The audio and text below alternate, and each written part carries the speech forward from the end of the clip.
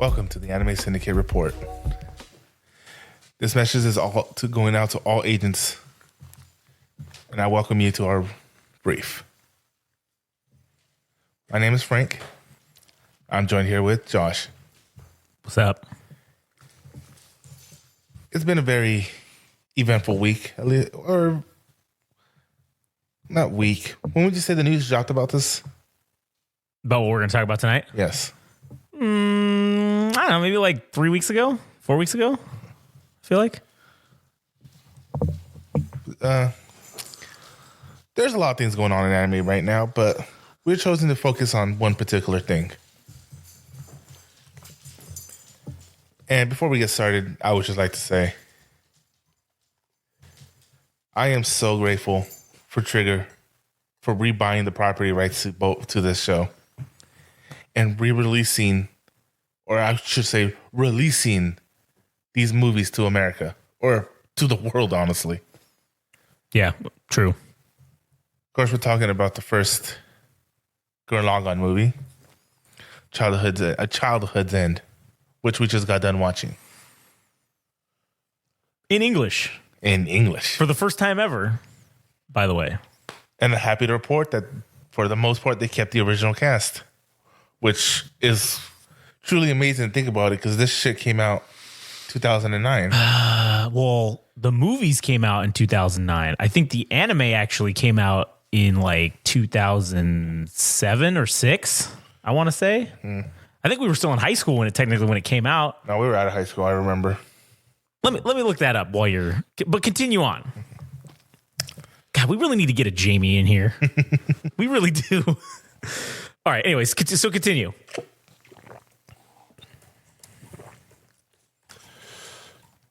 Over the past 8 episodes, you probably heard us talking about a lot of things.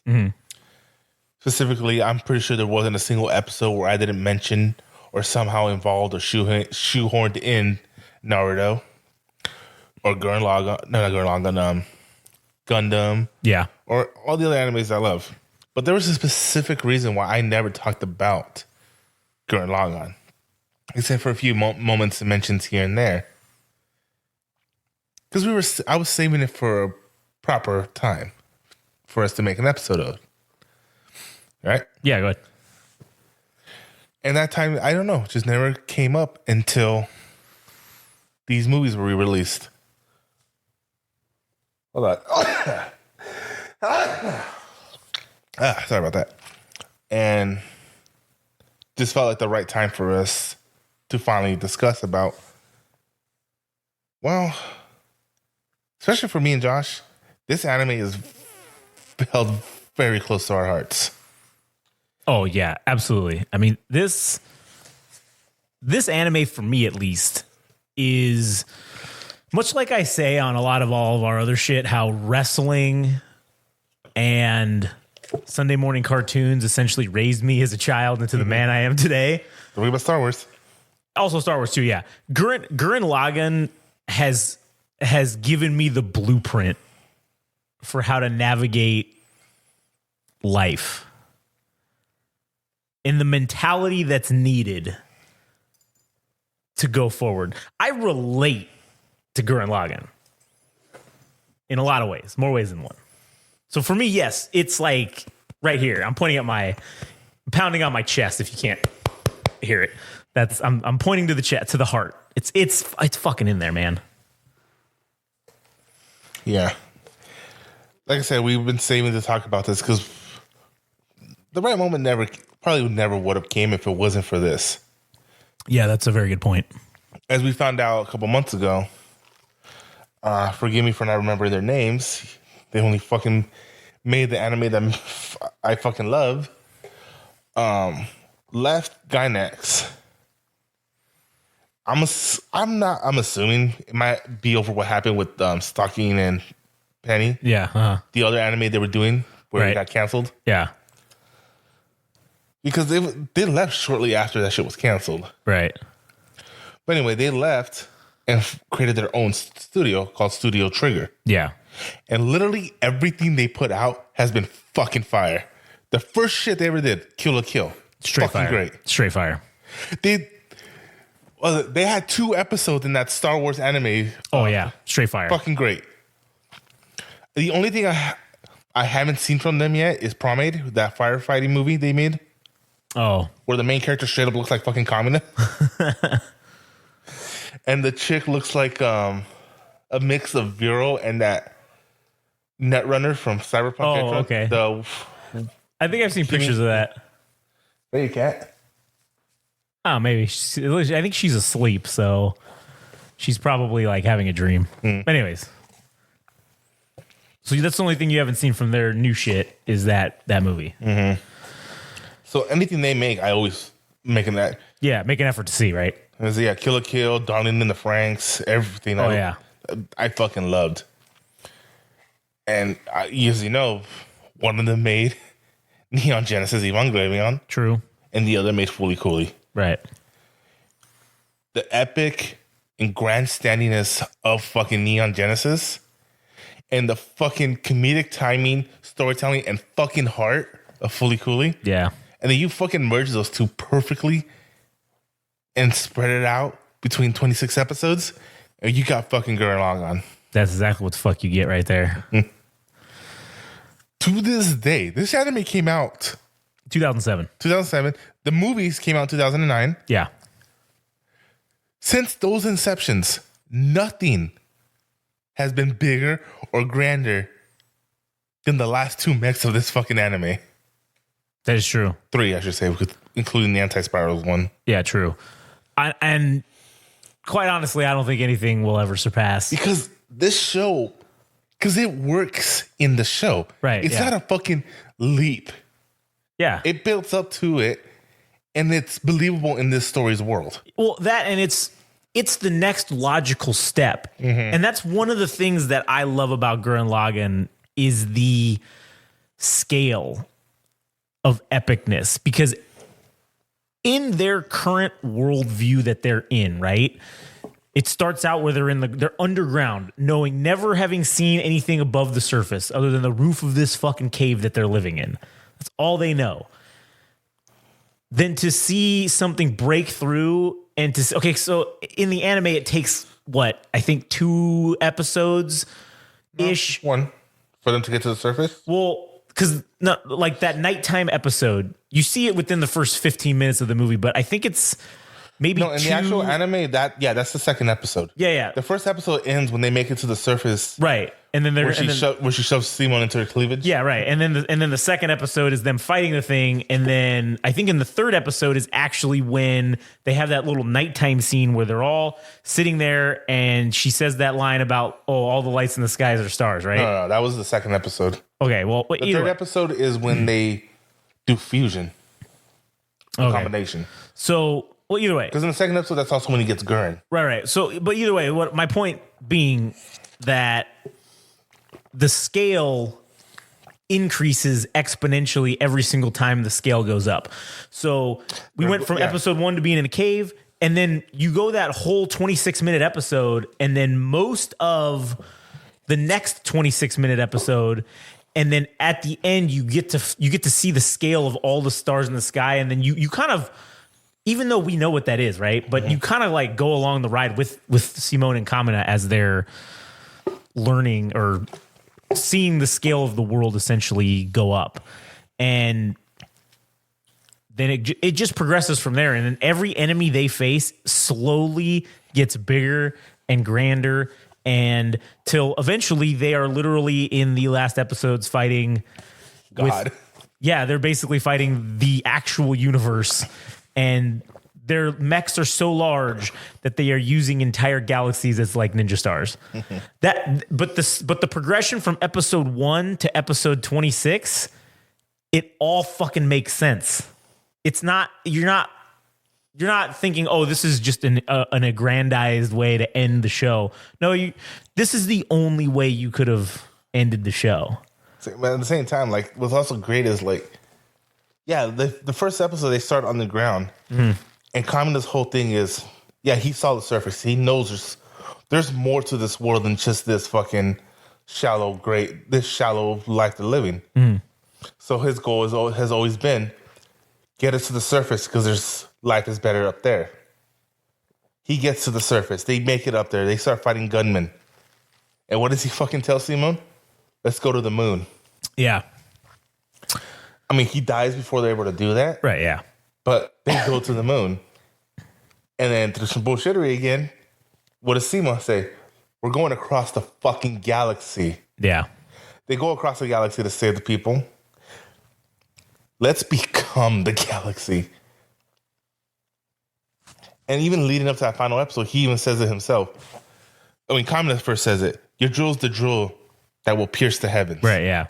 And then at the end of the series, no, his drill is the drill that creates the heavens. True. Because again, the whole point of that fucking thing was like, he was creating a world. He was creating a whole new world for those to come behind him. Right. And that's what gave it its fucking perfect ending, where he ended the war. He ended this. He created peace. He made the path. Right. But it was no longer his path to walk. True, yeah. And he handed everything over to the next generation. Right. And then he just goes out into the fucking wilderness, or the desert, and essentially, I believe, becomes desert punk. But yeah, no, I also like in the movie. Okay, because we saw the movie version, right? Well, the first one. Yeah, that's what we saw just like literally tonight. And we've seen the movie before. We've seen the show. We've seen the movie. Josh might be, and yes, Josh has it on DVD. Yes, I do fucking have. And the worst part, and this is a little inside baseball, but I don't care because it's interesting to me at least. They never made during that time period a complete box set of the show. It was individual discs. So yes, I have. Maybe now the Trigger owns it. Maybe they. I hope you saw all that shit that's been coming out with the new figurines and the models. Oh yeah. Well, I mean, they did. Gainax did make a Blu-ray version that was the movie. It was the two movies in Japanese and then the series, along with a couple other things. But it was like $300, and I was like, I'm not buying that. I'm not doing that. I can't do it. It's ridiculous. Sorry, Gainax. I know you're hurting for money, but whatever. But fuck off. I'm not paying that much money. So. Yeah, I do have the 6 original separately packaged discs that we went to where, of all places, to purchase this? Best Buy. I went and I bought... I thought you got it from Robert's Anime Corner. Well, no, that was after I fucked up because I bought them at Best Buy and they were only in Japanese. And I wanted the English dub as well, so I ended up buying the English dub off of Robert's Anime Corner store. But yes, I do have them both in only Japanese and then the same exact discs that are in English and Japanese. It's got both dubs on it or both versions. So, and then when the movies came out, also got those, I think, from Robert's Anime Corner store. Fucking hooking it up, getting those discs and on DVD. Because that's how long ago that shit was. For those of you, and what's fucking crazy, Gurren Lagann was on the series was on Netflix for a while. I think it still is. I think they took it off. I don't know what it's on currently. Maybe because they had to. Maybe because now the Trigger owns it again. I think that's probably what happened. But I don't think it's on anything currently. I don't think it's on Crunchyroll. Oh, it's on Crunchyroll. Yeah. Well, that's good. But I don't know. Are the movies on there? The movie's definitely not. Yeah, the movies I don't think have ever been on a streaming service. So if you were a fan, it's a very at the time it was a very niche. It was extremely niche. There were not a lot of people that we would talk to about anime. Gurren Lagann was never brought up. Even people that I talk to now still fucking don't know what Gurren Lagann is. I mean, but that theater was almost full. Yeah, it was pretty packed in the theater, but I will say this, just to go on a tangent about the theater. This was the most well-behaved audience I've ever fucking seen a movie with. They were very respectful. Nobody was getting out of line. Nobody was yelling out dumb shit. It was a very pleasant experience. And I will say that based on there were 3 guys in that theater that looked like they were our age or older. Those dudes, we made eye contact as they walked by because we sat in the first row and we made eye contact. At least I did. I made eye contact with them, those 3 guys, and we just gave the nod. Like, we're here for Gurren Lagann because we love Gurren Lagann. Everyone else in the theater, based on the reactions of the audience, I feel like they had never seen Gurren Lagann before. There were audible gasps when Kamina dies that I heard, which indicates to me that they had never seen Gurren Lagann before, because this shit's been out forever. I didn't audibly gasp because I've seen it 18 fucking times, so I know what's coming. Granted, I was still sad when it happened, even though we knew it was coming. I still teared up. I did too, because that is a fucking sad scene. And that was telegraphed like fucking hell. Oh yeah, 100%. Like, I remember even when we first watched it, we were like, I even made a comment, oh man, he's gonna die this episode, isn't he? Yeah, and it's fucked up too, because they take that, they give you, and that's what's so good about fucking these guys, man, that made this anime. They gave us what we wanted to see, which was what? We wanted to see Yoko and Kamina after what? It was like 8 episodes, kind of teasing around with each other, about liking each other, and you just want to see that follow through. And you get it. You get that moment where she kisses him, and then he turns around and he's like, "The fuck?" And then he goes, "Oh, okay, I see what's up." And then he grabs her, and then he kisses her back. Right? You get it, and then you get, "I'm gonna pay you back 10 million fold," or whatever he says, and then he dies. Then he fucking dies.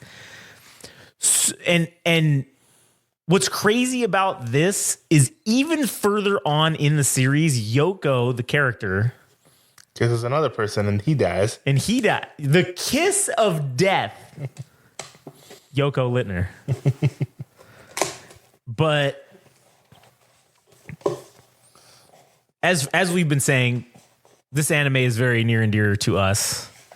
And one of the things that, I mean, probably to go on a fucking tangent here, Gurren Lagann is this movie fucking got me fired up, man. Like, every time I watch Gurren Lagann, it gets me fired up. But this time, probably because this is the first time I've watched Gurren Lagann since, obviously in the last 6.5 months since we started doing all this stuff. But man, it fucking hit me right in the fucking... That's the fucking shit right there, man. That's what this is all about. It's making the impossible possible, disregarding common sense. That's literally what they say, what Kamina says. No, that was Simone. Well, no, Kamina says it, and then Simone repeats it. Kamina says the make the impossible possible, yeah, but right. Well, Simone's the one that says throw out common sense, right. Yeah, Simone does say that, you're right. So, yeah, throw out all common sense. Everything you know, your matrix programming is telling you that this is going to fail. This is not going to work. But in order for it to work, you have to throw out all that common sense that tells you this is going to fail. And throwing it all out is like the only way, because that's what they do. They literally do the most ridiculous. Okay, Kamina, taking the fucking Gurren or Lagann and sticking it in his fucking head to combine him just because the other asshole has 2 faces. That's the only reason he did it. He threw out all common sense and said, no, fuck you. You got 2. I'm going to have 2 faces too. Fuck, we're going to be on even playing ground. And he stabs it in the head, and he's like, oh, well, I guess that didn't do anything other than give us 2 faces. But then it actually turns out that it works, right? So... No, that's the thing. He never doubted it. Right, exactly. And that's like the whole thing too. It's a self-fulfilling prophecy, right? Mm-hmm. Where you don't... If you believe, it will fucking be so.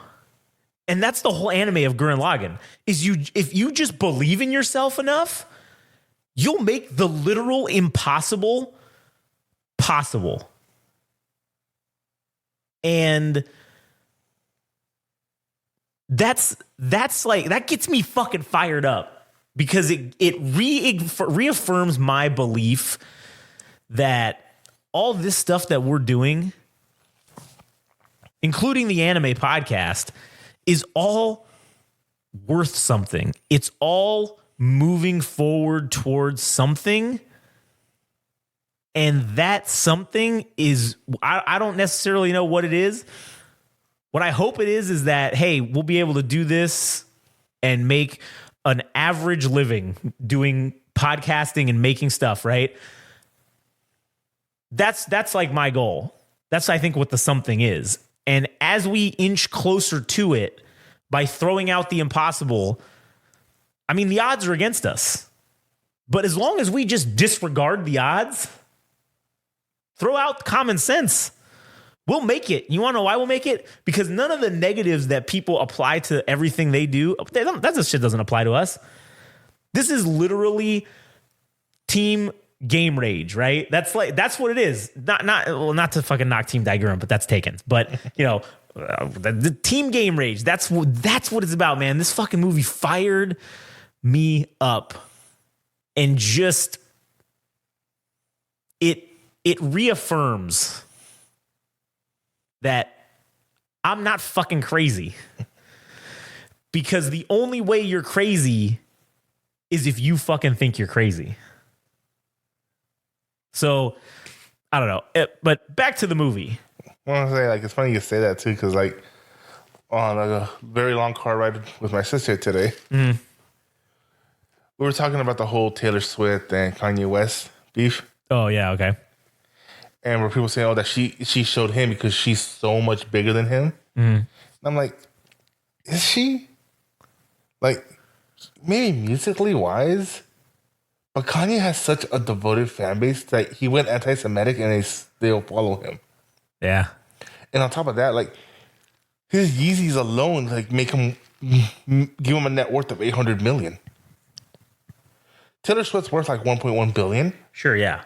And off his musical talents, I think he's worth $300 million. But off of Yeezys, his clothing brands, and shit like that.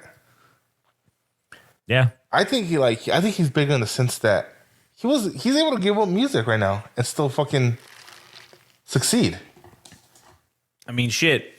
And so that's what I'm thinking. Like, and my sister was like, "No, he's crazy. He's fucking crazy. Him and Donald Trump are crazy." And I'm like, "Yeah, but him, Trump, Elon Musk. Yeah. But what do they always say? Intelligence is always sharing that thin line with insanity. Right.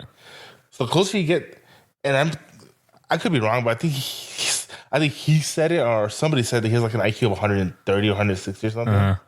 Which I hate the guy, but I give it to Kanye. He is smart. Yeah. And I mean, I'm not saying he's right about the whole anti-Semitic shit or anything like that. But again, look at Trump. Look at Elon. Yeah. People are saying, oh, they're crazy because of the shit they're saying, the stuff. Yeah. But guess what, motherfucker? You're talking about them. Yeah. They're disregarding logic and common sense. Saying what they want. And making the impossible possible. Like Donald Trump becoming president. Jesus Christ, that was. Kanye West getting invited to Saudi Arabia to record his new album in a fucking, we looked it up. It was like $15,000 or $20,000 a day. And he was there for like 3 months. A ridiculous amount of money that they just are like, oh yeah, here, come record your new album here. Because like you said, that's that fine line between genius and insanity. And you can straddle either side of that line where I don't know if we're genius, but we're crazy enough to try some shit. Like, I remember we were talking to one of our own friends who we got him into Mass Effect. And we were having a conversation about like how the Asari have such a long lifespan. Yeah. And sort of the Krogan and other alien races. Yeah. Right? Yeah, it was going a little bit low. All right. Keep going. And yeah, that's better. And I don't know where the conversation was going, but I remember him saying, like, I was telling him, well, yeah, but remember, one of the Asari even says that she thought it was sad for humans that we only get to live to be 130 years at that in the future space world. Right, yeah. But then she says that she learned that it might actually be an advantage. And he was like, wait, how's that an advantage? I said, because we're willing to take chances. Yeah, because time is not a luxury that we have. We don't have time. Yeah. We don't have time to fuck around and think about this for 3 or 4 years. We got to do some shit right now. This shit needs to be out in production in 3 or 4 years. Yeah, exactly. This shit needs to be successful in 3 or 4 years, not, well, let's take 3 or 4 years and think about this. And then maybe we'll start in 3 or 4 years. And then maybe 3 or 4 years after that, we'll kind of get things going a little bit. And then maybe in 10 to 15 years, we'll actually have whatever it is we're trying to do. Like I always said, everybody else is, I mean, these certain types of people are shoot first, ask questions later. Yeah. Josh, he's the type to shoot first and shoot the guy asking questions. That's true. That's correct. That is correct. Because I'm more on the crazy side than genius. But I don't know why, man. I fucking resonate with Kamina as a character, dude. Yeah, like I fucking like they could not have written me in an anime better than that. I'm loud, I'm crazy, I'm obnoxious. Very fucking stubborn. Extremely fucking stubborn. And I like to push the envelope on things. And I also don't like being told that I can't do something. I also don't like being told what my limits are. Don't fuck with me. Don't fuck with me, Frank. Don't fuck with me. You can't do a backflip off the stairs. Fucking bet your ass I can do a backflip off of those stairs, you stupid ass. I'll go do it right now. But you can't. Oh, but I can. It is impossible for someone like you to do it.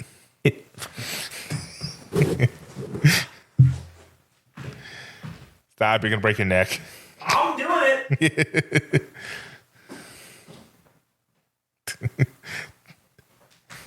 Oh, I'm doing it.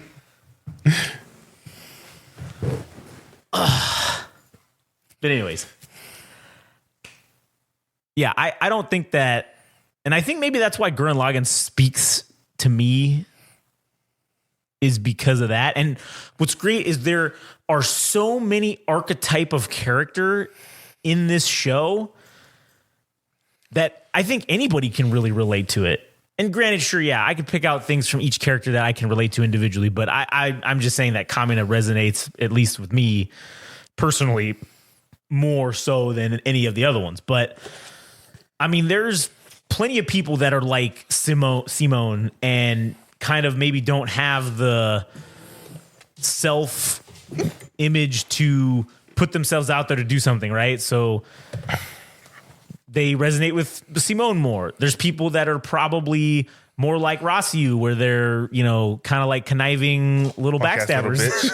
Punk-ass little bitch. Fucking punk-ass little bitches. And, you know, those people resonate with Rossiu. There's probably people, in our current society, there's probably quite a few people that resonate with Liron in terms of not having a gender identity, which, goddamn, Gurren Lagann, so ahead of its time. In 2007, it's like they fucking predicted the future. Mm-hmm. Had a character that it's gender fluid. Is gender has no gender role, or I guess, I don't know. I mean, they say it themselves. I'm the person that has both man and female qualities. Yeah, exactly. Yeah. And then Kamina literally says, "What the hell does that mean?" But I don't know, man. That show is great. If you haven't seen the show, you need to fucking watch the show. You're doing yourself a disservice. You would be doing yourself a disservice to only watch the movies. Because now, granted, we'll know next week about how a view of someone who's never seen the show but seen the movies. Right. We'll have that point of view next week. But from someone who's seen the show on multiple occasions, including the Japanese version of the movies. Yeah. The pacing is very off because it's episodes that they're trying to jam-pack. Literally, 12 to 15 episodes are trying to jam-pack into 90 minutes. Yeah. Which is, 3 episodes is 60 minutes or thereabouts. 24 minutes. It's a little more than 60 minutes. It's a little more than 60 minutes. But we'll round down. Yeah, we'll just round down and say 3 episodes. So they're cramming in the 90 minutes of that movie. What is normally spent on 3 episodes. Yeah, maybe like 4. Wait, 3, so yeah, 60, because 90 minutes is an hour and a half, right? So yeah, it'd be like 4.5 episodes of time jamming 12 episodes in, essentially. Or really it's 13 because there's 26 episodes. Yeah. So you can see in the Well, in the no, movie, it'll be 25 because remember there's that mid-season one where it's just oh, that's right. where it's just filler, where it's just not filler is the wrong word. It was like a mid-season break episode where they kind of recapped things. Everything. Yeah. Where it was cool, where it was like the guy drawing the scenes. Right, yeah. And then playing it out with the phenomenal soundtrack of Gurren Lagann. Yeah, true that. But we'll get to that in a second because that's another hidden gem in this fucking show is the soundtrack. But the movies compared to the show, if you haven't seen... Well, before you continue, I'd like to just point something out. Yeah. One of my favorite tropes in anime is when it's the final episode and there's no intro. There's no theme song or something, but they play it as like the badass moment where he's finally going to beat the boss or whatever. Yeah. Fucking Gurren Lagann did it twice. Yeah, serious. They did it once when they defeated when they were fighting the armies of the anti-spiral, of the Spiral King. And then they did it the second time when Tengen Toppa Gurren Lagann and all when it took on the anti-spirals and they went from Tengen Toppa Gurren Lagann to Deep Galaxy Gurren Lagann to Art Gurren Lagann to Gurren Lagann to just Lagann to fight. So they went step by step going down from the galaxy, the moon. A city. What was it? What was Art? Yeah, that was the moon. A city. Yeah. Seismic. Right. Lagann, which is like a 10-story tall building. Gurren Lagann, I mean. Yeah. And then Lagann, which is about the size of, what was it, 5 feet or some shit? Yeah. And the whole time is like, then you see the fucking views from Earth because they can see. Because a rift opens up and they can see, like, they're losing the battle. And, like, everyone's like, oh my God, this is bad. But it'll take more than this to stop them. And then, yeah. Like, oh, that's fucking great. It is so fucking great. But to say that for the movie, they did that because there's no intro because it's a movie, right? Yeah, so it's not weird. But I don't know, something was off about the way they played it in the movie. Yeah, I don't know if it was just that I was expecting it, but like they didn't start it from the beginning. Like they started right at the hook, right? Yeah, and I don't know, that kind of threw me off. Yeah, a little bit. But I also think that was maybe because of the pacing of the movie. I feel like that's kind of what they were. Yeah, that's what the whole point of this was like. Yeah, the pacing is off, but it makes sense to us, right? Because we've seen the whole series. If you've never seen the show, it's not going to make sense because there's 2 instances. I don't remember about the second one. Obviously, we'll have more to say about it next week after we watch the second one. But the first one, there are 2 sequences where they're like fast forward. There's 2 things they cut out. I mean, there was things they cut out that I'm surprised they cut out. Right? Yeah. Like the whole thing with Kamina's dad. Yeah. Oh yeah. That was like a huge. That was the moment that. Because there's a moment where he can't take control of the enemy mech. Right. And he sees a skeleton, and like it's him coming to terms with death. Yeah. And it's him overcoming his own fear of death. And it's cool, yeah. He fucking overcomes it, gains spiral power, and is able to take control of the mechs. Yeah. In the show, he later goes and buries the body out of respect because he ruined its grave. Yeah. But then that's when he notices the rings on the finger and his cloak. And the cape, yeah. Oh, yeah, it's cape. And that's when he realizes it was his dad. Yeah. And that's where I'm like, that was a pinnacle moment, but I don't know. I guess it wasn't really integral to the story. It was just a great character moment. Yeah, it was character development. And see, that's where I think they could cut that out because they're assuming most people probably saw the movie or the show first. So I think they felt, we can cut this out because they know how he gets the cape, right? That's the people already know. We can just show that scene because they did show when he sees the skull, and we know what that means. We know what the whole next sequence of events is that is involving that skull that he sees when he's having trouble getting the spiral power up.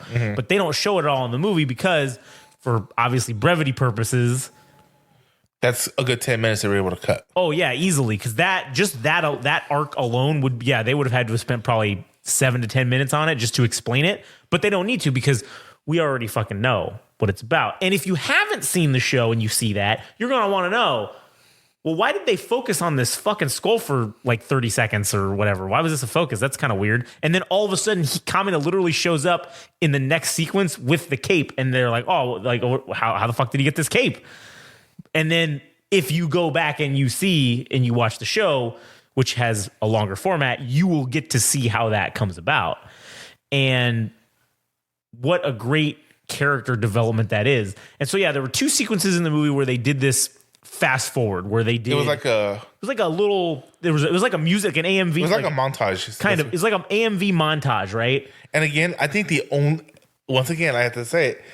I think the only reason those fucking 2 worked was because of the fucking soundtrack. Oh yeah, definitely. But those 2 sequences they jammed in a lot of shit. They jammed it. Well, I mean, listen, they obviously jammed in the obligatory hot spring episode. The first one, that was a good 8 or 9 episodes. Yeah, it was a good amount of episodes that they just, because I mean they shoehorned in there meeting Keaton and the black siblings, the siblings or whatever, the black siblings, the hot tub episode, the hot spring episode. They had that one in there. They shoehorned in the whole thing with Rossyu's village. Because that's another thing. I don't think people are going to understand why Rossyu is such a piece of shit if you haven't seen the show. Yeah, I know, dude. Because, not only that, but like, I mean, like, in the fucking actual storyline, they go to this village that's literally can only sustain a certain number of people. Right, yeah. And when they get there, some lady gives birth to 2 kids. And so they had to have a vote who they kick out. Yeah, who gets exiled, yeah. And the fucking the villager chief, whatever you want to call him, yeah, rigged it so it'd be the 2 orphans. Right, yeah. Because everybody was giving them extra food. People were, yeah, they were drained on resources. Yeah. Logically, it makes sense. But he's a piece of shit. But he's a piece of shit for doing it. And unfortunately, Rossio kind of takes that lesson to heart, even though he was against it. As we learned in the second part, yeah, he learned a lot from his Hitler dad. Yeah, it's that fucking whole trope of, or I don't know if it's a trope, but that thing from Batman where it's either you die the hero or you live long enough to see yourself become the villain. Mm-hmm. And Rossio does live long enough to realize why he did that. And then instead of just sticking with his original thought, he decides to take it to the next level. He decides not only was that the right thing to do, but it needs to be even further than that. Which, I mean, Simon does tell him somebody that's willing, there needs to be someone that can make those kind of choices in leadership. Right. And to his credit, yeah, he did it. What's the word? He was going to have, I can't think of the word, but he was going to have regrets. Right, yeah, yeah. But he did what he sacrificed the earth to save a few key people. Right, yeah. And Simon would never do that. No, absolutely not. So it's again the whole Batman thing. Simon's the hero that Simon's the hero we need. Right, yeah, he's the one we deserve. Right. He's the one we want. Right. But the one we need is going to be is him. The cold calculating Nazi. That's what we needed. That's what we need to survive this. And it kind of also really does speak to that whole that thing about villains, right? About how a hero will sacrifice their family to save the world. One person to save the world. To save the world, but a villain will sacrifice the world. Sacrifice the world to save their family. Yeah. And so who loves you more? Right, exactly. And then that also it gives you your own moral dilemma of then, well, what do you do?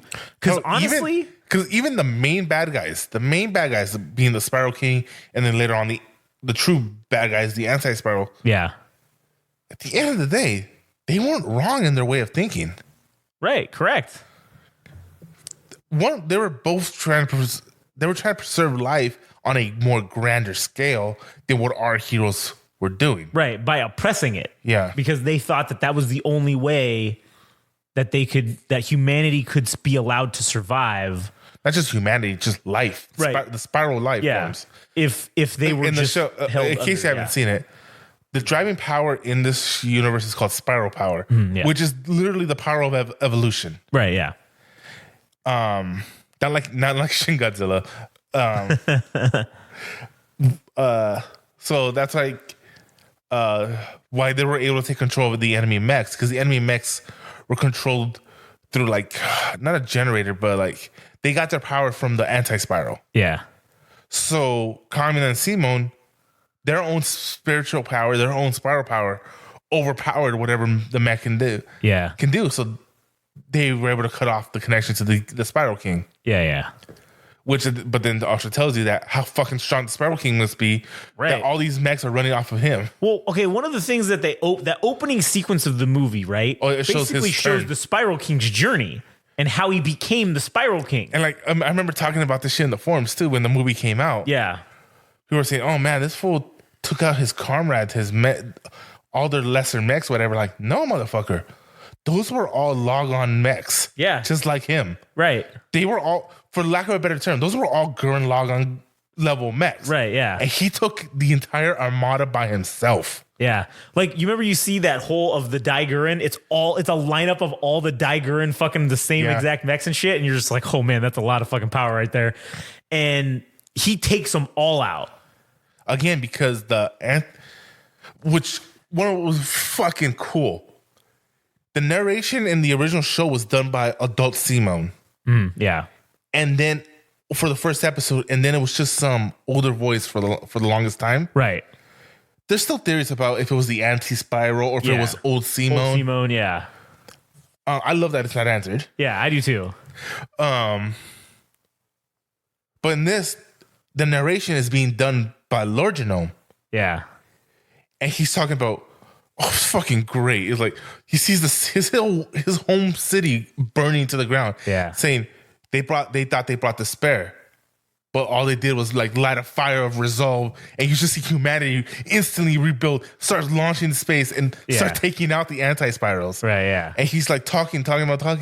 He goes, but then when truth is revealed, and then the anti-spiral starts talking, and it's like, when the truth is revealed, you see like he's manipulating, like he got into his head and started manipulating. Right, and you get to see the corruption of how he becomes the Spiral King. Yep. Like he goes from being the hero and the savior of humanity, basically, to a minion of the anti-spirals because he loses. He lost. He won. That's the thing. Yeah, he thinks he won, but he lost. But that's that's what brings him back in the second part, right? And that's why after their battle, which this is okay. I don't want to cut this. If I got to take a piss. Oh, all right. Well, here I'll just keep. Well, all right. Here, you know what? We'll just pause it, and you'll be right back. We'll be right back. You'll have no idea. There's gonna be no music. I'm just fucking around doing that. But yeah, hold on. All right, paused. Wait. All right, for you that was nothing, but we're back. All right, wait. Talk real quick in the mic, Frank. 1, 2, 3. Do it again. 3, 2, 1. Bring it a little bit closer to you. Just because if I make it too hot, it'll echo because it'll pick up my voice as well. 1, 2, 3. Okay, cool, perfect. All right, so back to what we were talking about. Where he thinks he won, but in reality he lost. He fucking lost, and he's by his own hand. Yeah, too. that's the worst fucking part. And that was what was cool about the movies was that was never shown. That was never shown at all in the show, and that was one of the cool things that they added. And I fucking love how they started you with that. Mm-hmm. They opened the movie with a completely new sequence that we've never fucking seen before, and then. To be honest, that's not how the movie started. Well, the movie started with all the fucking production people. Yeah, that's true. Fucking giving up a big old thank you to all the fans that kept Gurren Lagann alive for so long. Yeah, and then they had the Japanese voice artist for voice actor for Kamina. He did a whole thing where he was wearing the cape, and you know what that told me? I got to get one of those fucking capes, man. I don't give a fuck where or how. I got to get one, and I fucking need it. I just need it. I need one of those, man. But anyways, so tell them about the line. Wait, which line? The line that got you. Where they were talking. Oh, shit, man. Yeah, so they were saying about how, oh, man, Gurren Lagann's been around for 15 years or whatever. It's the 15th anniversary. And basically, some of you who watched it are now fathers and parents, whatever. And parents, and we hope you will introduce this to a whole new generation. Like the second he said that, I looked straight at Josh, and Josh like, Oh, man, it got me good, dude, because I'm like, holy shit. And so when we looked back on it, we were 19 years old when we first saw fucking Gurren Lagann. Probably younger, too, because of 2000. Well, 2007. Okay, so I turned 18 in 2006. It came out in April. So I was 18. I turned 18 in 2009. So, I mean, right. 7. 7. So you were still 17 when wait. I was 17 in 2006 when we graduated. Yeah. So that was 2000 April 2007. So you hadn't even turned 18 yet. Yeah. So yeah, you were technically 17 and I was 8. I had already turned 18. Yeah. So we were fucking barely into adulthood. What a way to come into adulthood. By seeing fucking Gurren Lagann, man. Mm-hmm. And I don't know, man. It's just like that thing really got me though about, man, that was 15 fucking years ago. And now it is cool because I do get to introduce, I mean, Chloe's obviously too fucking young for Gurren Lagann right now, but when we're still debating when to show her Land Before Time. Okay, so I mean, she watched Bambi the other day. Yeah, but Bambi didn't go up to his dying mother and have a final. But the mom dies. Yes, off screen. Correct. So that's a nice introduction. And literally, the next scene is the What I'm saying is we're getting there, I think. And so I think maybe dude, I am still recovering from the first time I saw Land Before Time. Man, me too. I don't know if I'll ever recover from that. When we get to that point, I think for her, I think it's going to be when she's for Gurren Lagann, I think she needs to be like at least 10 to really, and maybe even a little bit older to really, maybe even 11 or 12 to I already planted the seed for Dragon Ball. Oh yeah, for sure. Well, see, Dragon Ball is a more easily digestible story, I feel like, for someone of a younger age. Especially the first Dragon Ball, because it's more of a kid Goku. It's more cartoony. It's kiddie. You know, it's not. There's not really a lot of heavy. There are serious themes to it, but they're not like in Dragon Ball Z.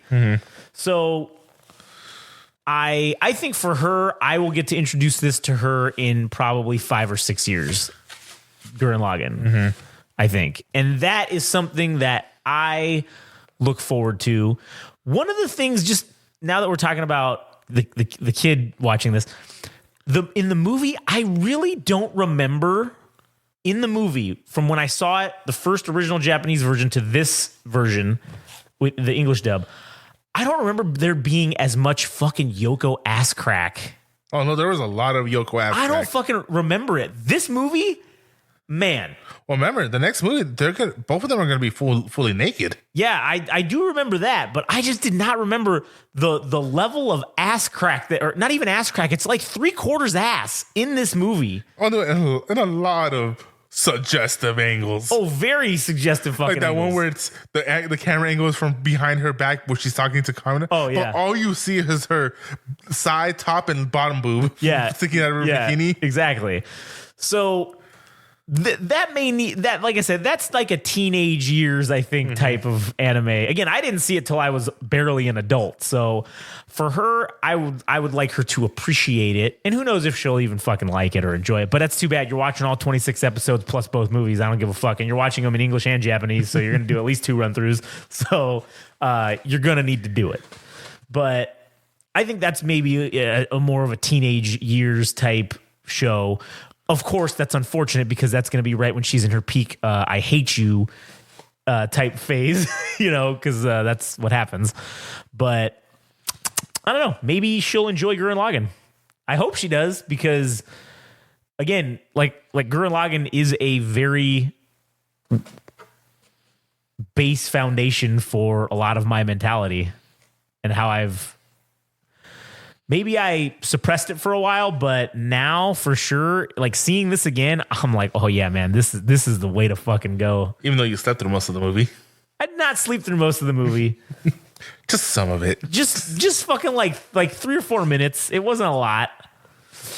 But yeah, man, I only got like 4 hours of sleep today too. So I mean, I was surprised I stayed up for this as much of this movie as I did. It's like what?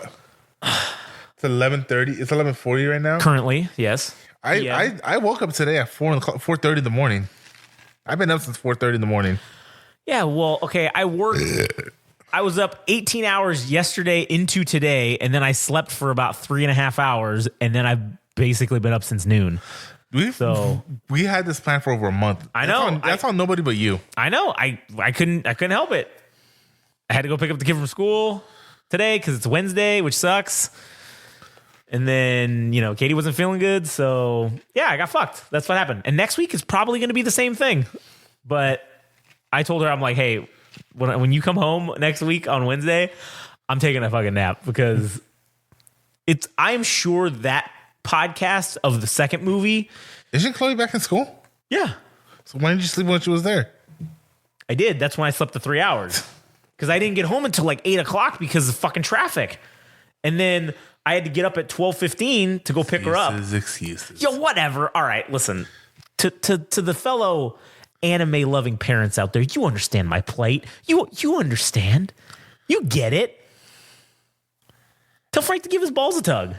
This wasn't a spur of the moment thing. You had several months to plan for this. Well, I wouldn't say several, but I have responsibilities. All right. And you had time to orient yourself.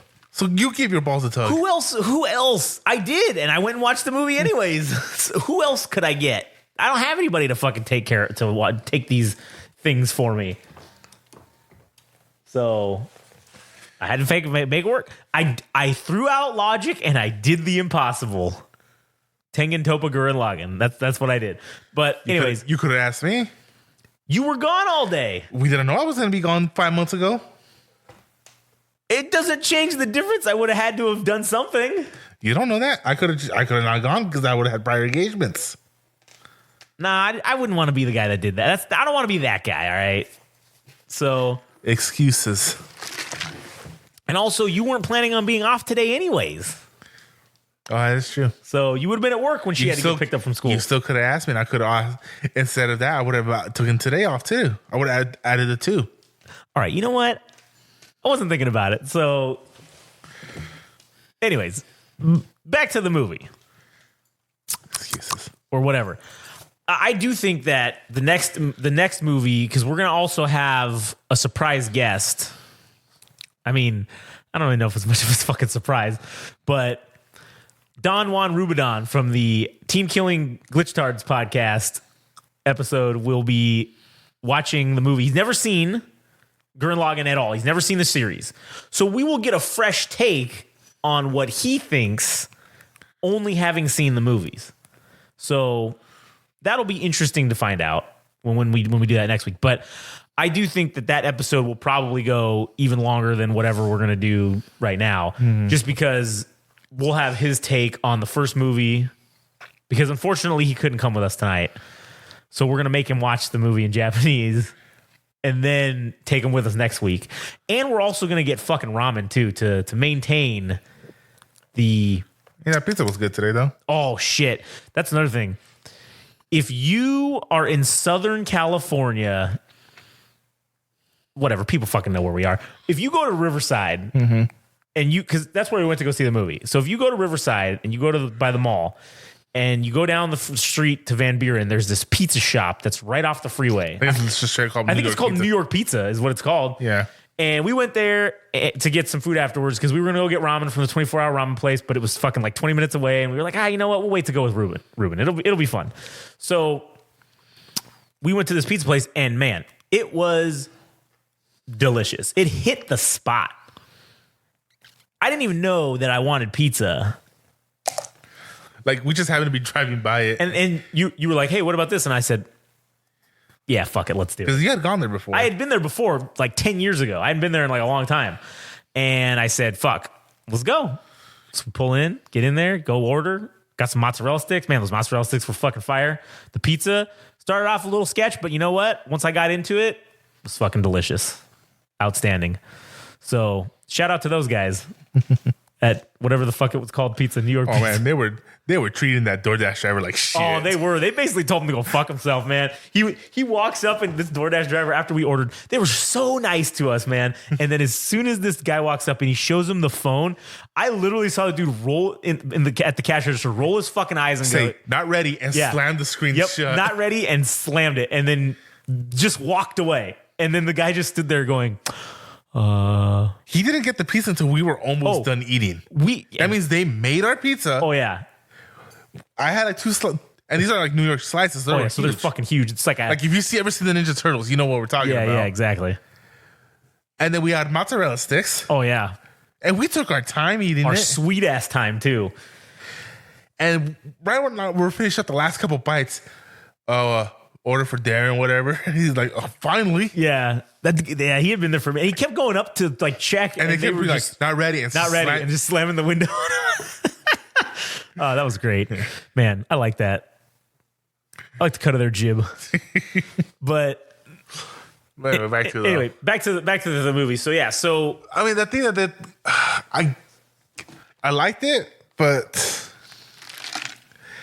where they did the whole "Liberate Me from Hell." Yeah, one of the greatest fucking songs from the Gurren Lagann soundtrack, and just music in general.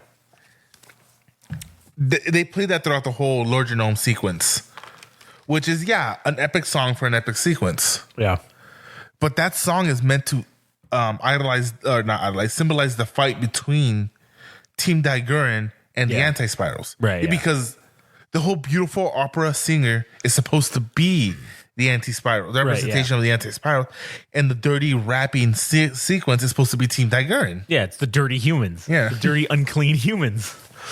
So it's the two songs are always like one part plays and the other part plays, one part plays, and then towards the end of the song, both parts are playing against each other. Yeah, and it's just this whole epic song, and like that's something that should have only have been played at the final, like they did in the show. Yeah, I think that they were trying. If they would have just done the anti-spiral part of it and not added the rap sequence. I think that would have worked better because it was a song. It's still the anti-spirals. At that point, it's the anti-spiral song, and it's them taking over Lord Genome. Yeah, and then if I remember correctly in the show, the sequence of events when they fight the generals or whatever, they fought them individually, right? Yeah, obviously in the movie they had to shoehorn them all together. So they put them. So which I didn't mind that. I thought that was kind of cool, putting them all together. And then they made that super that super. Dimech. And then fucking what's his name? Viral got the replacement for the Daiguren that they stole. So and they killed that general. So he got the replacement for that, which was pretty fucking. That was kind of cool. Because in the original series he kept asking. Because he was the only survivor from that fight. So he goes to the water lady. And he fights with her, and he's the only survivor from that. And then he goes to the bird guy. The armadillo guy, right? No, he doesn't go with either of them because at this point this is when the anti-spiral is modifying him. Yeah, that's right. So through every time somebody's been with him, they all died. Yeah. So he was like the physical embodiment of the Yoko death kiss. Yeah, he was the bad guy version of that, the villain version of the Yoko death kiss. If he was on your team, your ass was getting killed. That was what was up. And he's gonna live. Yeah, he has the main character energy without being the main character. And he's a lower rank than you. So that sucks. But yeah, and then eventually. Well, I mean, I guess I don't want to. We won't spoil it for the people that. Well, fuck. I mean, at this point, it doesn't matter. I guess it doesn't matter. We already talked about the ending. I guess that's true. Well, no, I mean, like, because Viral eventually, when the Spiral King is defeated again, since he's the bad guy version of Rossi over. Yeah, he was the conniving, backstabbing piece of shit with some honor, and then he becomes full honor without being conniving or backstabbing. Right? Yeah. And then he joins up with Team Daiguren becomes the new pilot for Gurren. Yeah, exactly. Becomes the new Gurren pilot, which was fucking cool. So which we don't see that in the movie. We don't get there yet. Which just sucks too, because like Lord Genome, he created the Beastmen not to have spiral energy so they don't become a threat. Right. So he's just there for pure pilot skill, so he doesn't add power to Gurren Lagann. Yeah. But I mean, it sucks, but it is what it is. True. I was kind of hoping he was going to give him spiral power, but again, it would go against the whole thing that the Spiral King was doing, because he had to keep the spiral races underground so they can never reach that 1 million count. Yeah. And initiate the anti-spiral response. Yeah. Of then destroying the fucking galaxy or whatever. Or Earth again. Yeah. So, the way that battle shook out was cool. And then that's essentially kind of where the movie ends. They did have there is an after credits sequence. And which leads up, which is they're trying to, get you ready for the big fight between Team Gurren and the anti-spiral. The king. The king, the Spiral King. Lord Genome, yeah. Yeah, Lord Genome. But if I remember correctly, in the second movie, that battle's like a footnote. I think it's like real quick at the beginning, and then that's it. It's like 5 minutes and then done. Which is weird, because part 1 in the anime ends when they defeat the Spiral King. Lord Genome. And then it has that recap episode. Yeah. And then it picks up whatever, like 15 or 20 years later. And no, maybe it's like because Jimmy, what's his name? Jimmy and Dari. Yeah, they're like 18 years old. They're like 6, I think, in the show, 5, and I think they're like 15 or 16 in the second part. So it's probably like 10 years. And it took 10 years for humanity to get to the 1,000,001 mark, and then that's when all shit breaks loose. And again, it was all fucking what's his name's fault. Rasu. Yeah. Because he was forcing all the people underground to come up. Yeah. Because he wanted to make sure they had the perfect count census. Yeah. But in reality, he was making it hard. He was making it easier because if they would have stayed underground, then they wouldn't count. They wouldn't have counted, and they would have had more time. Yeah, exactly. So, yeah, fuck, man. But, so it ends, the movie ends after they defeat that. Simone is christened. He's earned the right. He's earned the respect, I should say, of Team Gurren. And he is now... You really are just dancing around the subject, aren't you? What subject? Communist death. I mean, if you want to talk about it, we can. I'll be sad, but we can talk about it. You're the one that's avoiding it. Okay, fine. Let's dial it back then. Let's dial it back. Communist death. So, in the show, it's about what, 9 episodes in? About. Kamina dies. They're fighting the fucking guy with Gurren, and he gets stabbed with the fucking whatever his like spear thing is. Yeah.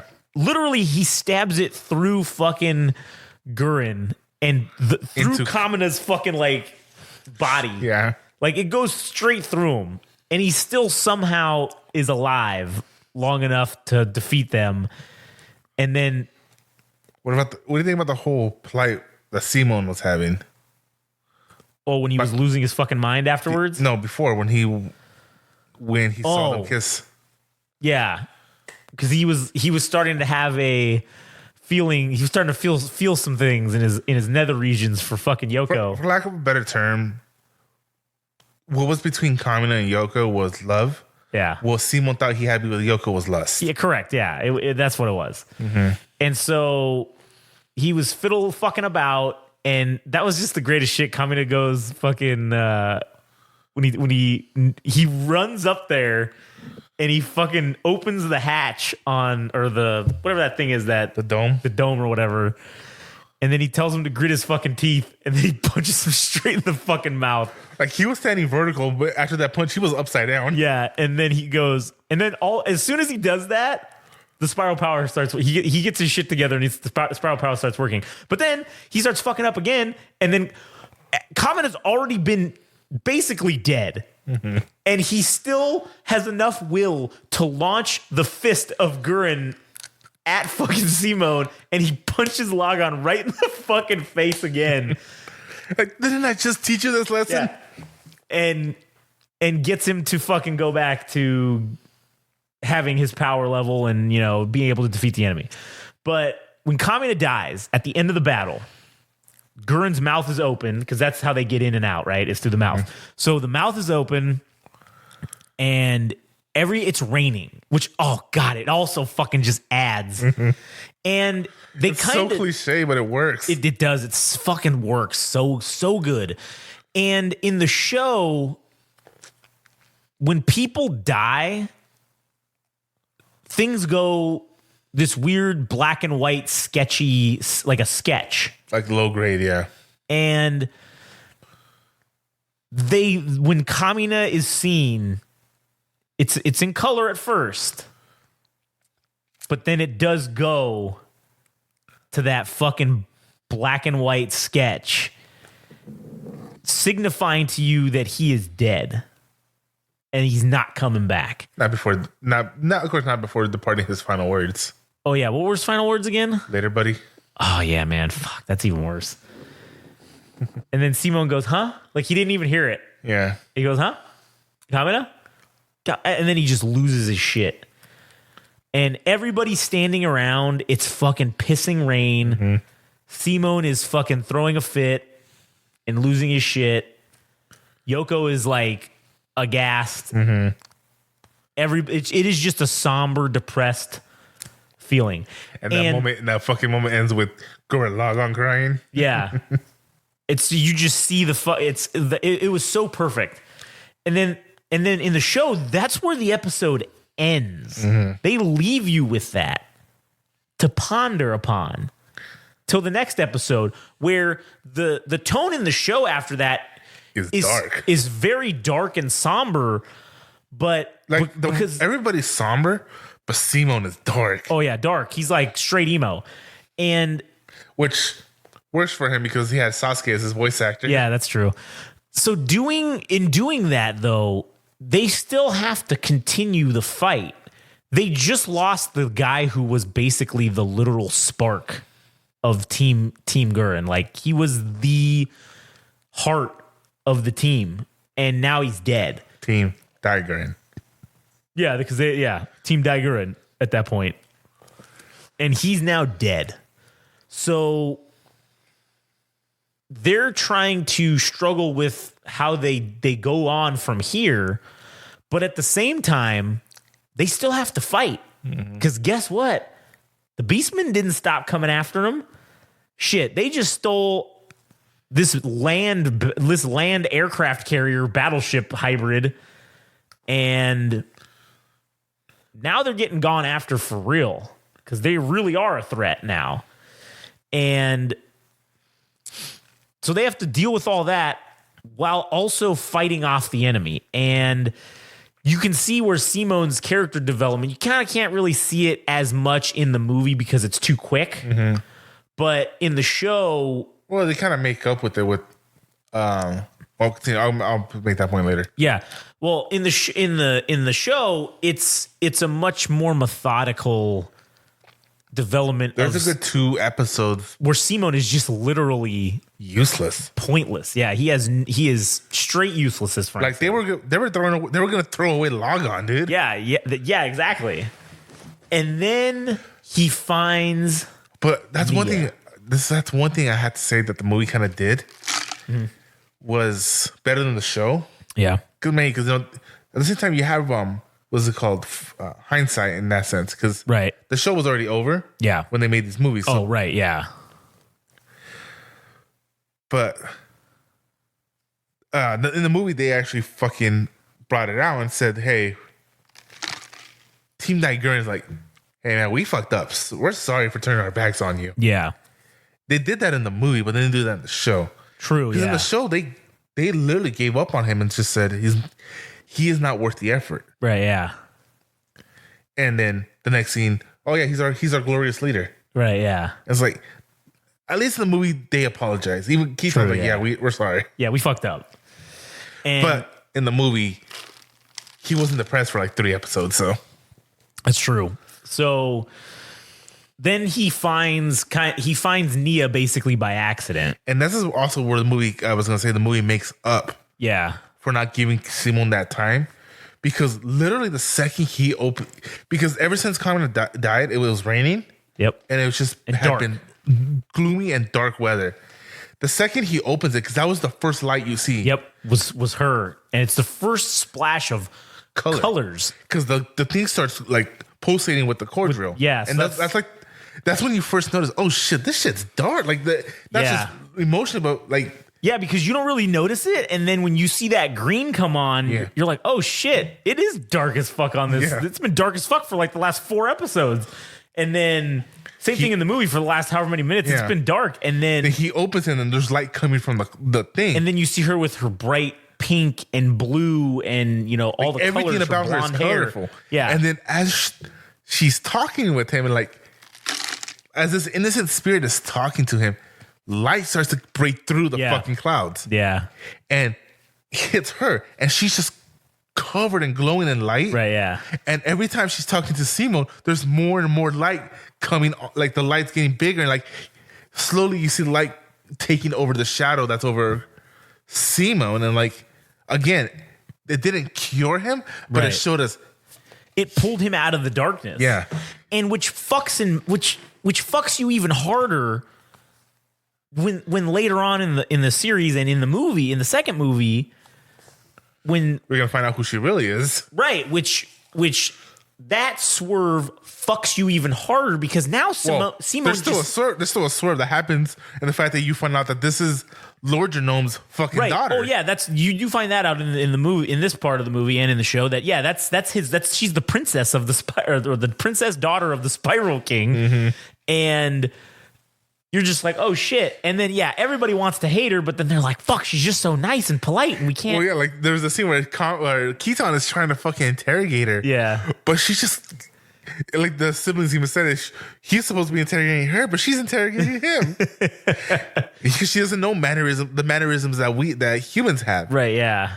So he goes, all we need to know about you is that you're the daughter of the man that we're gonna beat the crap out of. Yeah. What does beat the crap mean? What does that mean? Like it's like, you take your fist and you put it right in the guy's face, and she's like, "What's a fist? What does a fist in the face mean?" It's like it's hilarious. And like the conversation like is being played in the background while like Yoko and them starts having the conversation with them, and like you just hear like, "Oh, thank you, you've been so very kind." Well, of course I've been kind. I'm no Kinky. Yeah, like King Keaton, or no, he's not King Keaton yet. I'm the great Keaton. Yeah, and like she instantly just flipped him, and it was fucking funny. Yeah, it was. So, and then that's what makes that swerve of her basically turning or whatever against. I mean, I don't know if it's even against her will, but like it's who she really was all along. After Simone fucking falls in love with her, and it gets you. It's like, man, Simone, sorry, bud, but you can't have nice things, man. You wanted a bro? Oh man, we killed him. Oh, or first, you wanted to bone Yoko? Oh, your bro took her. Oh, well, you wanted a bro? Oh, now we killed him. Oh, now you got a girlfriend to replace Yoko? Oh, well, guess what? She's the enemy. She's working for the enemy the whole time. Yeah. So, yeah, he can't have nice things. I mean, and then he finally gets her back. Oh, but sorry, bro, she has to die. Sorry, she has to die. She also has to die. And then it's okay, dude. It's okay. Because of the spiral power inside of you, you'll get to live a very long life remembering her. You get to live basically forever, and wander the desert alone, and just ponder upon these memories. To go a bit on a little sidetrack, with the way Gurren Lagann ends, Simon beats everybody. Yeah, and to go again in the show. The very first lines from the Simon character, because for some reason there's some scene that looks like it's from the future, but that scene is never shown again. Like it wasn't the future that we saw. Right, yeah. But we have the Simon like character that was meant to be a swear because it looked like Kamina. Right, yeah. And he's like, oh, we have oh, blah, blah, blah, saying there's so many fucking enemies coming in. And he's like, Yeah. huh? So all the lights in the sky are our enemies. Fire everything. It's basically what he was saying. Like, can you just go? Yeah, and that's the fuck part too. It is a great swerve because they made it look like that was fucking Kamina. Yeah. And that's how you didn't fucking realize it. And that's why you never thought Kamina was going to die, because you thought, oh, you're seeing what the future's going to look like. So we know Kamina makes it. Oh, no, he dies. This was actually Simone, because in memory of Kamina, he essentially becomes him. Now, he becomes his own person. His own version of him. He becomes his own self, but he looks a lot like he takes a lot of his look in homage to him, I guess, in memory, to keep his memory alive. He takes the cape, the glasses, the hairstyle, fucking all that shit. But like, as you can see my point. Yeah, sorry, go ahead. And again, like, that was the first line that Simone's character says in Gurren Lagann, even though it was some kind of weird storyline that never happens. Yeah. And then the final line in the show from Simone is the title of the second movie, where he's talking, of course you can, whatever. He's talking to some kid. Yeah. Because all the lights in the skies are stars. Yeah. Saying, I left you with no enemies. Yeah. Like, I took out all the enemies, whatever. But like, talking about the whole thing where like, he saves Nia, who was a creation of the anti-spirals, to spy on the humans. Yeah. Right? Yeah, no, I just got an email, but go ahead. Yeah. Who was a creation to spy on the humans. It's called. To be a spy on the humans. Right. Simone goes and saves her. And destroys the anti-spirals. But because she was an entity of the anti-spirals, she dies with them. But she was able to hold out long enough to get married to him. Yeah. Which is even more depressing. Yeah.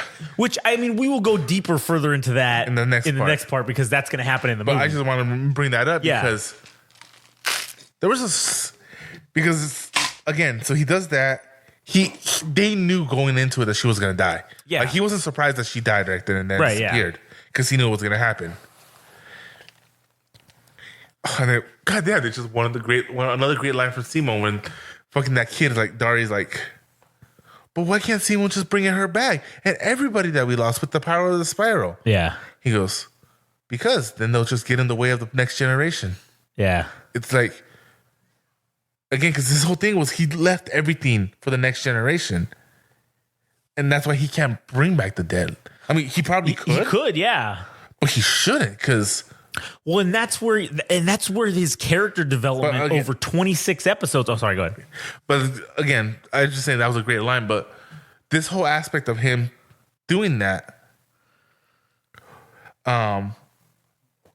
another show did the exact same thing with their own flavor. And that was Samurai Jack. Oh, yeah. Because remember, it went off the air for like 100,000 years. Yeah, and then came back. Yeah, he finally came back, and the guy was able to finish it. Right, what was his name?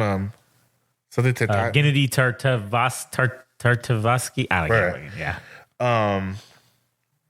And that's how the show ends too. Is where Aku had daughters. Yeah. And he falls in love with that daughter, and they both work together to defeat Aku once and for all. And they both travel back to feudal Japan. He's able to marry her, but because she was a creation of Aku, and Aku's no longer around, she dies. Disappears or dies or whatever, yeah. But he still lives this life in peace because he had that happiness. Yeah. And again, it's like, it's the same. I don't know if he was inspired by Gurren Lagann. I would like to think he was, but it was way too similar for it not to be. Yeah. But I'm just saying, like, that's something I really liked. Yeah, me too. And that's where you see the character development of Simone over 26 episodes, from episode 1, when he's just a scared little boy that needed everyone around him. And then in episode 26 at the end, when he has the ability to bring all the people he's lost on this journey back, he realizes, no, that's not what needs to be done. Regardless of what I want, I have to do what's best for the next generation. And fuck, man, it is some deep fucking shit right there, dude. It is deep as hell. And that's just another fucking aspect of Gurren Lagann that is amazing. There's so much depth to it. And like, we haven't begun to talk about the fucking speeches. Oh man. From Kamina, from Simone, Yoko, all of them. But that fucking speech that Simone gives at the end. Yeah. Like, I don't know how it's going to be with the second half now. That's going to be in English because it's a longer scene. Yeah. But that part that always sticks with me. Because the whole thing about Gurren Lagann is drills. Yeah. And spirals. Because spirals everywhere. Yeah. It's in our fucking hairstyle. Like, we have that little spiral. Right, yeah. It's our DNA is a spiral. It's the galaxy is a spiral. The Fibonacci sequence, I think, is it's the spiral of everything or whatever. Yeah. Everything's a spirally. And yeah, so like basically spiral power is the power of revolution. Yeah. And like that speech he gives to the anti-spirals, like the dreams of those who have fallen, and it's showing all the members of Team Gurren and everybody that died coming into a spiral. The dreams of those who will follow, all the pictures of the kids and all the people back on Earth, they swirl together, and that forms the drill for Gurren Lagann. And I'm like, that is so fucking cool. Yeah. And then little moments too when he's fighting the spiral, you're like, how? You weren't this strong a minute ago. We evolved from the person we were a minute ago. Yeah. Goes, we advance with every turn. Because that's how a drill works. Yeah. Stupid, but true. It's fucking amazing. It is. And just everything about the speeches, man. Like, I know the joke started with the Rocky Balboa speech when he gives his son. But like how no one's going to ever hit you as hard as life. And like, he gives that big old speech. Right. And the running joke was, man, I showed the speech to my dog. Now he's a wolf. I showed the speech to my canary. Now he's a hawk. Showed the speech to my mom. Now she's my dad. It's the joke for that. But like, I feel like that joke applies to any speech in fucking Gurren Lagann. Oh yeah, absolutely. Oh, I showed this to my infant, and they're a full grown adult now. Yeah, Gurren Lagann, the show had some epic fucking speeches in it, and I think the movies, well, at least this first one in English, it kept the spirit of the ones that were at the beginning, but it truncated them. It focused on because it had to. The main focus was Simone's speech. Yeah. Which I think was better in the Japanese movie. Yeah. But in the English, in the show, it was, I don't know. I never seen the Japanese version of the show. Yeah. But I don't know. There was something about the Japanese version of Simone's speech that like really got me. I don't know. I think I might have to watch them side by side again. See how they sound. Yeah. That's probably something we should do. Yeah. Be a good idea. But man, I don't know. Maybe we could do a segment on a future episode where we pull them up and we watch them side by side, and then the audience can do it with us as well, and then we can discuss it from there. Right. But yeah, fuck man, Gurren Lagann, fucking amazing. Still is, and probably will be. Like, what's his name said it, like when he was when there were creators and stuff were talking about the show and like thanking the fans, and he's like, we wrote a story, we didn't know, like he wrote a story that would last 10 years. Like, he wrote a story that would, and then when he said that, I'm like, no, dude, you wrote a story that might actually last a lifetime. Yeah. Because to me, Gurren Lagann is and always will be probably the greatest anime I've ever seen. Story-wise, action-wise, it has the perfect elements of everything to it. It's got the right amount of everything. And I don't know, animes, and sure, there is something to be said for brevity. I don't think you need to have 300 episodes to be a great anime. Gurren Lagann is a prime example of that, where you can have 26 fucking episodes and you can tell the entire story start to finish and it be fucking amazing. And how even one of those fucking episodes was just a recap episode. Yeah, that was what you could say is the filler, even though it wasn't really filler. But I just thought it was pretty cool. Like, it's the guy and he's drawing, like shit, and like. Then it starts showing the scenes, and like the music is fucking all the badass songs from Gurren Lagann's playing. Yeah. And then it's cool where it's the scene where Kamina dies, and like the music just stops, And you just see the guy holding the pencil. He just drops the pencil. Like, even the animator was fucking sad. Yeah. Hey, you know what we need to watch? On those DVDs, they have the Gurren Lagann parallel works. Yeah, I remember those. I haven't seen those since fucking probably watched them on DVD. But I still remember that weird ass one where Simon was just piloting his, was it? And they keep seeing Yoko naked, and like every scene more and more, he had like more what looked like cum and whatever. Yeah. It was weird. He was powered by jizz power instead of spiral power. But yeah, I think that Gurren Lagann. We should. What I was saying was we should watch those again. Before we should watch those when we make Ruben watch the movie. We should watch those as well, and then we can talk about those on the thing, because I think that is a cool little thing. Because you remember they had the manga of Gurren Lagann that was that little thing where they're like in high school or junior high or whatever, high school or something. Yeah, because I remember I remember reading that there was a scene where, because it's like, it's funny. Lord Genome is the principal of the rival school, and Nia's her daughter, and like she ends up running away with Simon, and like it was this funny scene where Kamina walks in on them and they're both asleep in the bed. Yeah. Him and Yoko, sorry. And they walk in on them and they're both in the bed. And Yoko's freaking out, oh my God. And Kamina's just, damn, you beat me to that milestone. And it was funny, like, and then before that, they had a cool little scene where like Simon was like, oh yeah, bro, this is Nia. He goes, and she like bows and prints out. And Kamina's like, oh, nice to meet you. Like, the manga, like, it's 2 pages of them just like of them meeting each other, and like, like, why is it two pages? That's what. Oh yeah, they never met in the anime.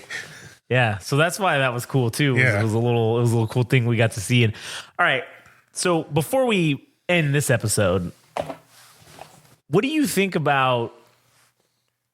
I mean, I know what you think, but for the listeners, what do you think about